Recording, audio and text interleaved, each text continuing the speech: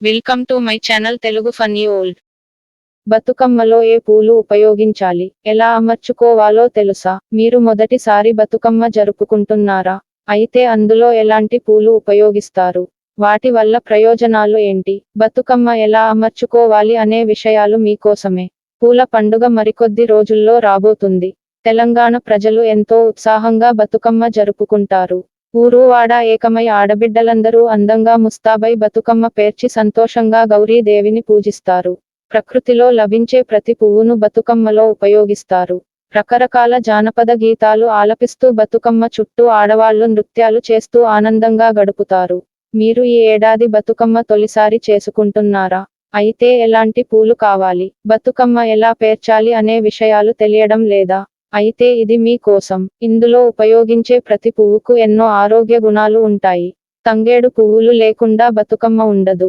ఈ బతుకమ్మలో పేర్చే పూలు ఏంటి, వాటి ఆరోగ్య ప్రయోజనాలు ఏంటో తెలుసుకుందాం. పాయింట్. బతుకమ్మకు ఉపయోగించే పూలు: తంగేడు పువ్వులు, ఎరుపు, పసుపు రంగు బంతి పువ్వులు, గునుగు పూలు, గులాబీ, నందివర్ధనం, చామంతి, గన్నేరు, బిళ్ళ గన్నేరు, టేకు పూలు, పట్టుకుచ్చు పువ్వులు ఎక్కువగా ఉపయోగిస్తారు. ఇవి మాత్రమే కాదు, గడ్డి పువ్వుల దగ్గర నుంచి పొలాల్లో, ఇంటి చుట్టుపక్కల, పెరట్లో లభించే రంగు రంగుల పూలతో కూడా బతుకమ్మ చేసుకోవచ్చు. ప్రత్యేకంగా కొన్ని పూలు మాత్రమే ఉపయోగించాలని ఏమి ఉండదు.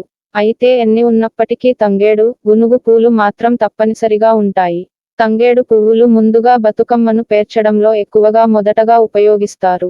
ఈ పువ్వులు అంటే గౌరీదేవికి చాలా ఇష్టమైనవని నమ్ముతారు. ఈ పువ్వులో ఎన్నో ఔషధ గుణాలు ఉన్నాయి. మధుమేహం, మలబద్ధకం వంటి వ్యాధులను నయం చేసేందుకు వాడే మందులలో వీటిని ఉపయోగిస్తారు. తంగేడు పూలతో పాటు చివరగా పెట్టేది గునుగు పూలు. అన్ని పూలు అమర్చుకున్న తర్వాత చివరగా గునుగు పూలు పెట్టుకుంటారు. వీటిలో యాంటీ బ్యాక్టీరియల్, యాంటీ డయాబెటిక్ గుణాలు ఎక్కువగా ఉంటాయి.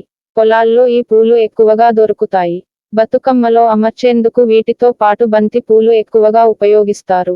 ఇవి పండుగ వాతావరణాన్ని ఇస్తాయి. చూసేందుకు కూడా బతుకమ్మ ఎంతో ముద్దుగా కనిపిస్తుంది. వేడుక ఏదైనా సరే అందులో బంతి పూలు తప్పనిసరిగా ఉంటాయి. పూజలో వాటికి అంత ప్రాముఖ్యత ఉంటుంది. గులాబీ పువ్వులు ఎక్కువగా తలలో పెట్టుకునేందుకు, అలంకరణకు ఉపయోగిస్తారు. అయితే బతుకమ్మలో మాత్రం గులాబీ పూలు కూడా పెట్టుకుంటారు. బతుకమ్మ పేర్చిన తర్వాత పెట్టె గౌరమ్మ దగ్గర వీటిని అందంగా అమర్చుకుంటారు. మంచి సువాసన వెదజల్లే నందివర్ధనం పూలు రోజువారీ పూజలో తప్పనిసరిగా ఉపయోగిస్తారు.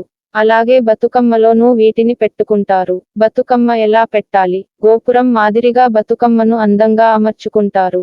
ఎంత ఎత్తుగా బతుకమ్మ పేరిస్తే అంత అందంగా కనిపిస్తుంది. ముందుగా ఒక ఇత్తడి పళ్ళెం తీసుకోవాలి. దాని మీద తంగేడు ఆకులు పెట్టుకోవాలి. ప్లేటు అంచు మీద మనం సేకరించి పెట్టుకున్న పూలను వరుసగా అమర్చుకుంటూ వెళ్ళాలి. ముందుగా తంగేడు పువ్వులు పెట్టుకోవాలి. ఆ తర్వాత మీకు నచ్చిన కలర్ కాంబినేషన్ కు అనుగుణంగా పూలు అమర్చుకోవచ్చు. అయితే పూల వరసలు పెంచే కొద్ది వెడల్పు తగ్గుతూ వస్తూ ఉండాలి. చివరగా పసుపుతో చేసిన గౌరమ్మను లేదా ప్రతిమను పెట్టుకోవచ్చు. పువ్వులు పడిపోకుండా వాటి చుట్టూ దారం చుట్టుకోవచ్చు. అలాగే పూల మధ్యలో ఉన్న ఖాళీలో మీరు తెచ్చుకున్న పూల చెట్ల ఆకులు వేసుకోవచ్చు. నిండుదనంగా కనిపించే విధంగా బతుకమ్మను అన్ని రకాల పూలతో అలంకరించుకోవచ్చు. ఇన్ని రంగులు పెట్టుకోవాలనే నియమం ఏమీ లేదు. మీ దగ్గర ఉన్న పువ్వులను బట్టి ఎంత ఎత్తు అయినా చేసుకోవచ్చు. బతుకమ్మను అందంగా చేసుకున్న తర్వాత పూజ గదిలో పూజ చేసుకోవాలి. సాయంత్రం వేళ బతుకమ్మను తల మీద పెట్టుకుని ఆడవాళ్లందరూ ఒక చోటుకు చేరి నృత్యాలు చేస్తూ సంతోషంగా గడుపుతారు. 9 రోజుల పాటు సాగే బతుకమ్మ వేడుకలు చూసేందుకు 2 కళ్ళు సరిపోవు.